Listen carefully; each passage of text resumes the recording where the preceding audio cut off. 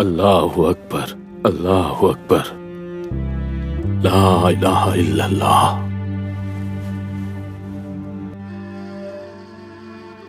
जानो दिल, यूसुफ नाम देता हूं तुझको।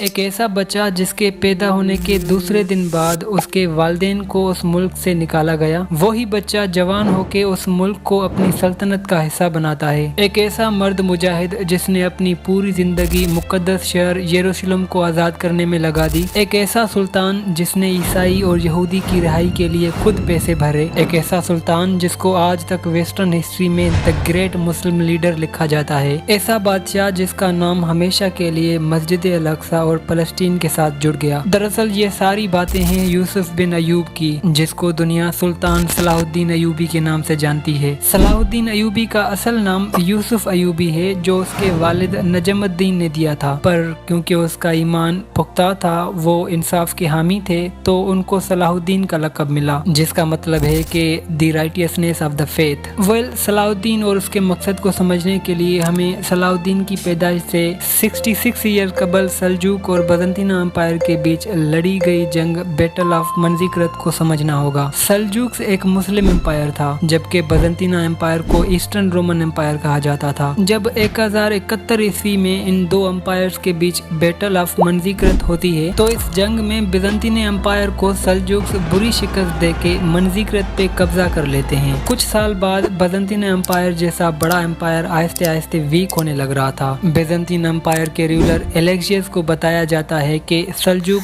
कस्तंतनिया पर हमला करने का सोच रहे हैं। अब बजंतीना एम्पायर ने तो सल्जूक आर्मी के जलवे मंजीकरत में ही देख लिए थे, लिहाजा कस्तंतनिया को बचाने के लिए बिजंतीनी रूलर एलेक्सियस यूरोपियन रूलर्स को खत लिखते हैं कि उनका एम्पायर खतरे में है, लिहाजा उनकी मदद की जाए। बजाय इसके कि यूरोपियन रूलर बिजंतीन एम्पायर को मदद देते, उन्होंने पोप अर्बन II के ऑर्डर्स पे 1099 ईस्वी में यरूशलेम पे हमला कर दिया, जिसको फर्स्ट क्रूसेड के नाम से भी जाना जाता है। क्रूसेड ईसाइयों के लिए ऐसे है जैसे मुसलमानों के लिए जिहाद, और ये क्रूसेडर्स ही थे जो इस्लाम की तारीख में सलेबियों के नाम से मशहूर हैं। इस फर्स्ट क्रूसेड की प्लानिंग 1095 ईस्वी में बिजंतीन रूलर एलेक्सियस के लेटर मौसूल होने के बाद होती है। नतीजन यूरोपियन रूलर्स 4 जुलाई 1099 ईस्वी में यरूशलेम के साथ साथ एडेसा, एंटियोच, त्रिपोली को भी कैप्चर करते हैं। इन इलाकों को कैप्चर करने के बाद इनको क्रूसेडर स्टेट्स कहा गया। इस पहले क्रूसेड में मुकद्दस शहर यरूशलेम तो मुसलमानों के हाथों से निकलता ही है, पर यरूशलेम में बसे मुसलमानों को ईसाई फौजें बेदर्दी और बेरहमी से कत्ल करती हैं। ये मैं नहीं कह रहा, बल्कि कुछ ईसाई तारीखदान इन क्रूसेडर्स के लिए टर्म मास मर्डरर्स का इस्तेमाल करते हैं। टायरमैन अपनी किताब gods were a new history of crusades में यरूशलेम के मुसलमानों और यहूदियों के बेदर्दी से कत्लेआम को बयान करते लिखते हैं कि कई दिनों तक मुसलमानों का कत्लेआम जारी रहा, और जिन यहूदियों ने अपने इबादत गाहों में पनाह ली थी, उन इबादत गाहों को क्रूसेडर्स ने आग लगा दी, और वो यहूदी उन इबादत गाहों में ही आग से जल के राख हो गए। दीगर मोरिखीन उस सिचुएशन को एक्सप्लेन ऐसे करते हैं कि horses were swimming in the blood of Muslim population. यरूशलेम का मुसलमानों के हाथों से निकलने के बाद सल्जूक्स का मकसद बिजंतीने एम्पायर से डाइवर्ट होके मुकद्दस शहर को वापस आज़ाद करवाना होता है। अनफॉर्चुनेटली इसी कशमकश में सल्जूक एम्पायर भी छोटे छोटे किंगडम्स में डिवाइड होता जा रहा था, जिस वजह से इन क्रूसेडर्स को यरूशलेम से भगाना मुसलमानों के लिए इंतहाई मुश्किल बन गया। सल्जूक एम्पायर जिन छोटे छोटे किंगडम्स में डिवाइड हुआ, उनमें अलेप्पो और मोजुल 2 डिफरेंट किंगडम्स थे, जिनको तुर्किश अमीर इमादल ज़ेंगी ने ज़ेंगीद डायनेस्टी बना दिया। इमादल ज़ेंगी ने क्रूसेडर्स पे हमले भी किए, लेकिन क्योंकि उसके पास आर्मी कम थी, उसकी डायनेस्टी छोटी थी, तो वो बुरी तरह से नाकाम हो गए। लिहाजा इमादल ज़ेंगी अपने ही रीजन में आसपास के इलाके फतह करना शुरू करते हैं। इंटरेस्टिंगली 1131 ईस्वी में सल्जूक एम्पायर के सुल्तान महमूद II की डेथ हो जाती है। इनकी डेथ के बाद पर्शिया में सल्जूक शहजादे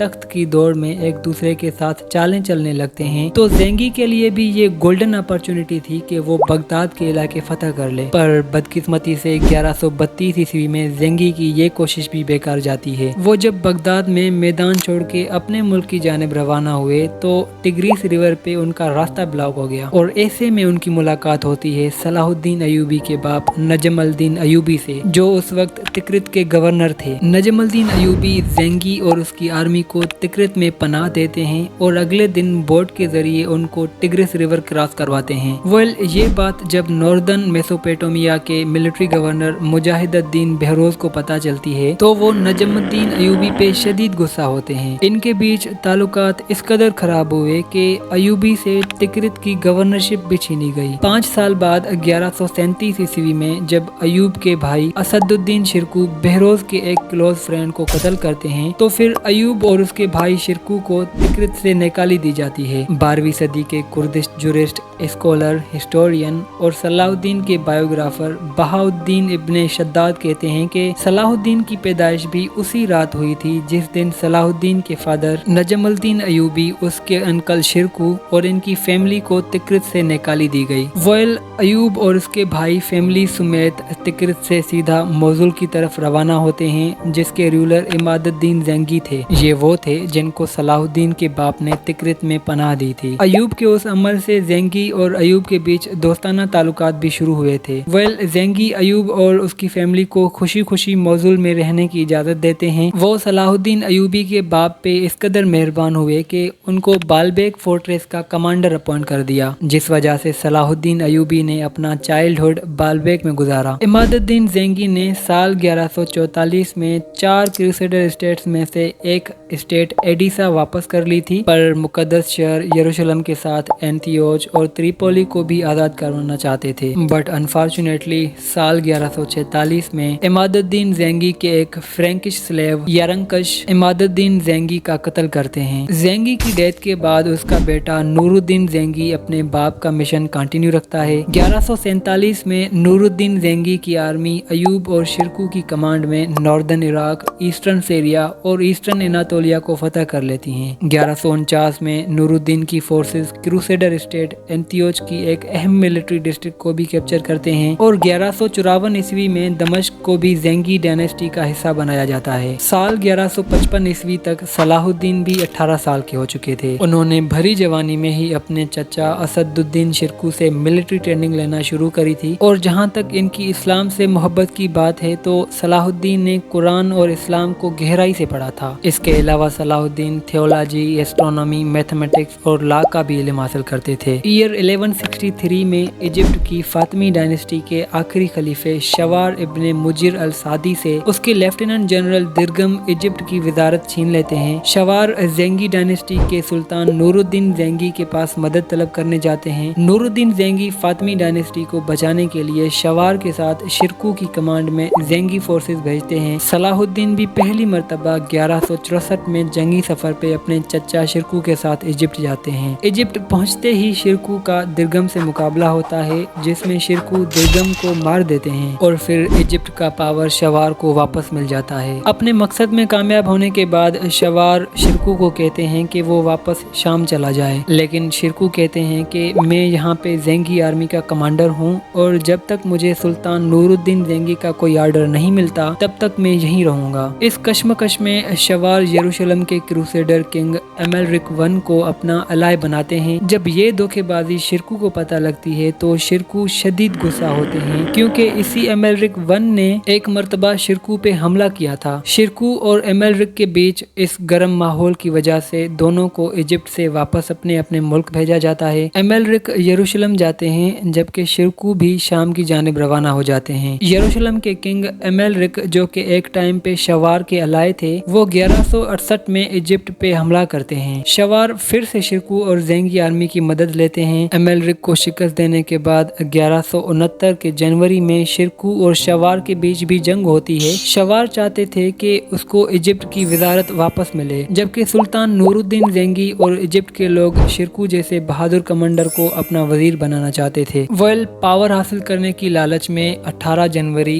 1169 ईस्वी में शवार और शिरकू के बीच जो जंग होती है उसमें शवार शिरकू के हाथों कत्ल हो जाते हैं, जिसके बाद शिरकू इजिप्ट के नए वजीर अपॉइंट होते हैं। हैं। वेल इजिप्ट के सारी जंगी मामले में सलाहुद्दीन अपने चाचा शिरकू के ही साथ होते हैं। तो जब 1169 में अनफॉर्चुनेटली शिरकू की डेथ होती है तो सुल्तान नूरुद्दीन के ऑर्डर्स पे सलाहुद्दीन को इजिप्ट का नया वजीर बनाया जाता है। इजिप्ट के वजीर बनने के बाद सलाहुद्दीन की जिंदगी एक नया रुख मोड़ लेती है, क्योंकि आने वाले सालों में उसकी जिम्मेदारियां बढ़ जाती हैं। 1173 में सलाहुद्दीन यमन और हिजाज को फतह करने के लिए तुरन शाह को भेजते हैं। जबरदस्त मुकाबले के बाद तुरन शाह को फतह हासिल होती है और यूं यमन और हिजाज में सलाहुद्दीन की हुकूमत आती है। अगले साल यानी 1174 ईस्वी में ज़ेंगिद डायनेस्टी के सुल्तान नूरुद्दीन ज़ेंगी की 5 मई 1174 ईस्वी को तेज बुखार की वजह से डेथ हो जाती है। नूरुद्दीन ज़ेंगी की डेथ के बाद उसका जवान बेटा अस-सालेह इस्माइल अल मालिक 12 साल की उम्र में ज़ेंगी डायनेस्टी का नया सुल्तान बनता है, पर अनफॉर्चुनेटली नूरुद्दीन के वारिस की भी 18 साल की उम्र में डेथ हो जाती है। बहरहाल क्योंकि छोटे सुल्तान की उम्र बहुत ही कम थी तो ज़ेंगी कोर्ट के दीगर अफराद को मौका मिलता है ज़ेंगियों से पावर छीनने का। जब इस छोटे सुल्तान के साथ साजिशें होने लगती हैं तो इसकी मां इस्मत खातून सलाहुद्दीन को खत लिखती हैं जिसमें वो दमिश्क के सारे हालात बयान करती है। सलाहुद्दीन को दावत देती हैं कि वो दमिश्क फतह कर ले। वेल सलाहुद्दीन को खत मौसूल होता है और वो उसी साल दमिश्क पे हमला करके दमिश्क का कुछ हिस्सा कब्जे में लाते हैं। सलाहुद्दीन ये चीज यकीनी बनाता है कि छोटे सुल्तान से कोई भी साजिश नहीं होनी चाहिए। 2 साल बाद यानी 1176 ईस्वी में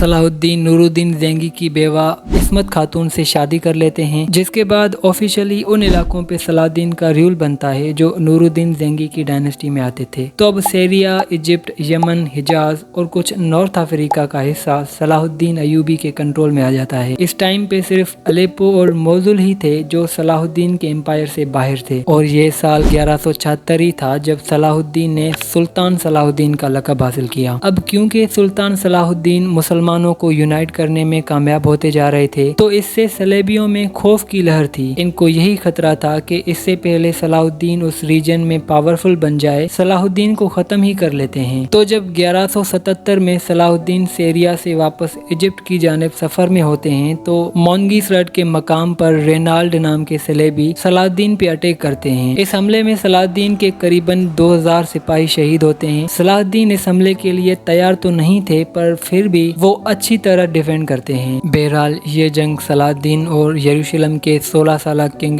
बाल्डविन IV के बीच एक एग्रीमेंट पे खत्म होती है। इस जंग में सुल्तान सलाहुद्दीन का नुकसान तो होता ही है लेकिन उसको एक फायदा भी हुआ कि उस अटैक के बाद अब बाकी मुसलमान भी सुल्तान सलाहुद्दीन को ज्वाइन करने लगे। वेल 1177 में जंग के बाद जो एग्रीमेंट साइन हुआ था वो 2 मरतबा रेनाल्ड वायोलेट करता है। एक मरतबा 1183 में रेड सी से सलाहुद्दीन की सल्तनत पे हमला करते हैं जिसमें रेनाल्ड के 150 सिपाही सलाहुद्दीन की फोर्सेस के हाथों मर जाते हैं। दूसरी मरतबा जब 1185 ईस्वी के बाद यरूशलेम के नए बादशाह गायदी लुज़िगनान बनते हैं तो तब रेनाल्ड उन मुसलमान काफलों की लूटमार करते जो मक्का की जानिब हज के लिए जाते थे। इन काफलों की दर्द भरी बातें जब सलाहुद्दीन तक पहुंचती हैं तो सलाहुद्दीन अपनी आर्मी के 30,000 सिपाहियों को तैयार करके सलेबियों से हमेशा के लिए जान छुड़ाने का फैसला लेते हैं। किंग लुज़िगनान भी सलेबी फोर्सेस के 20,000 सिपाही तैयार करके सलाहुद्दीन को फेस करने निकलते हैं। सलेबी और मुसलमान फोर्सेस का हैतिन के मकाम पे मुकाबला होता है। ये जंग बैटल ऑफ हैतिन से मशहूर है। वेल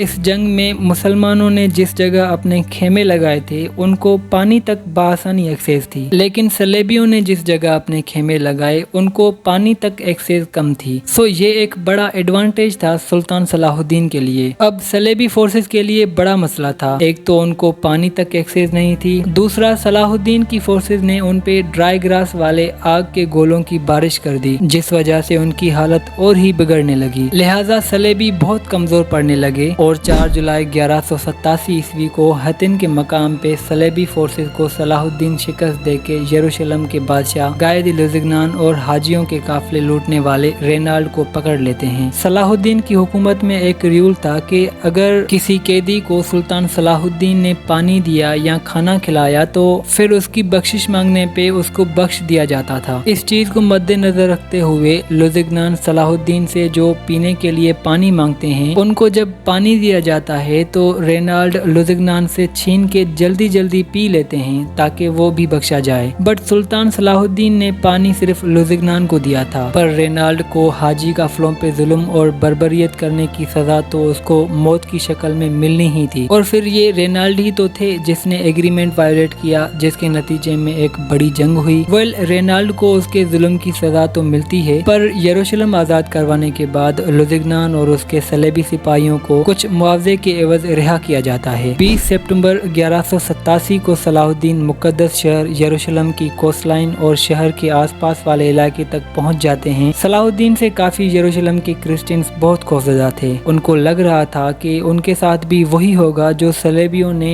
88 साल पहले यरूशलेम के मुसलमानों के साथ किया था। इवन ये बात सलाहुद्दीन के बायोग्राफर इमादुद्दीन भी लिखते हैं कि यरूशलेम पहुंचने से पहले तो सलाहुद्दीन का इरादा था कि वो यरूशलेम उसी तरह वापस लेंगे जैसे सलेबियों ने छीना था। उनका मतलब था कि उन बेकसूर मुसलमानों का बदला लेंगे जिनको सलेबियों ने 88 साल पहले बेकसूर कत्ल किया था। सलाहुद्दीन का कहना था कि हम मर्दों का कत्ल करेंगे और सलेबी औरतों को गुलाम बनाएंगे। लेकिन जवाब में यरूशलेम के कमांडर बलियान कहते हैं कि अगर सलाहुद्दीन ऐसा करेंगे तो हम पूरे यरूशलेम में आग लगाएंगे और फिर सलाहुद्दीन के हाथों मरने से बेहतर है हम बीवी बच्चों समेत उस आग में कूद जाएं। वेल, सलाहुद्दीन इस वायलेंस को अवॉइड करते हैं और वो बहादुरी का मुजाहरा करते हुए ऐसा फैसला लेते हैं जिसकी वजह से उसको आज भी मगरबी ममालिक में सराहा जाता है। दरअसल सलाहुद्दीन सलेबियों को ऑफर करते हैं कि जो भी ईसाई यरूशलेम छोड़ना चाहता है तो उसको रिहाई के लिए कुछ अमाउंट पे करना होगा। ईसाई मर्द की रिहाई 10 दीनार, औरत की रिहाई 5 दीनार और बच्चों की रिहाई के लिए 1-1 दीनार अमाउंट रखते हैं। तो जो ईसाई अफोर्ड कर पाए उन्होंने अमाउंट पे किया, पर जो ईसाई बुजुर्ग लोग अफोर्ड नहीं कर पा रहे थे और यरूशलेम में रहना भी नहीं चाहते थे तो सलाहुद्दीन ने उनकी रिहाई का अमाउंट खुद पे किया। पर अगर कोई गैर मुस्लिम या ईसाई यरूशलेम को नहीं छोड़ना चाहता तो सलाहुद्दीन ने उनको यकीन दिलवाया कि उनसे अच्छे तरीके से ट्रीट किया जाएगा, उनको उनकी इबादत गाहों तक रिसाई दी जाएगी और उनके दीनी मामलात में मुसलमान कोई दखल अंदाजी नहीं करेंगे। यह सलाहुद्दीन का वो काम था जिसको वेस्टर्न हिस्टोरियंस ने बखूबी बेहतरीन अल्फाजों से अपने किताबों में पेश किया है। बहरहाल 2 अक्टूबर 1187 ईस्वी में बिल आखिर मुसलमान 88 साल के बाद मुकद्दस शहर यरूशलेम को सलेबियों से वापस करने में कामयाब हो जाते हैं। 2 अक्टूबर 1187 ईस्वी की तारीख इसलिए भी अहम है कि इस दिन इस्लामिक कैलेंडर के मुताबिक 27 रजब थी, यानी शब मेराज की रात, वो रात जिसमें हजरत मोहम्मद सल्लल्लाहु अलैहि वसल्लम अल-अक़सा मस्जिद से आसमान की जानिब तशरीफ फरमाते हैं जहां पे उनकी मुलाकात पिछले सभी प्रोफेट से होती है। तो 1187 ईस्वी का 2 अक्टूबर मुसलमानों के लिए बहुत ही अहम दिन था। वेल, यरूशलेम के अलावा सलाहुद्दीन की फोर्सेस ने सलेबियों के दूसरे अहम शहर जैसे कि एकर, जफा, तिबेरिया, सेजेरिया और नेजरेत को भी कंट्रोल कर लिया था। सिर्फ टेर ही ऐसा इलाका था जो स्टिल सलेबियों के कंट्रोल में था और जहां यरूशलेम से भागने वाली सलेबी फोर्सेस स्टे कर रही थी। वेल, तो इतनी बुरी शिकस्त के बाद सलेबी फोर्सेस ने इतना आसानी से चुप होके तो नहीं बैठना था। सो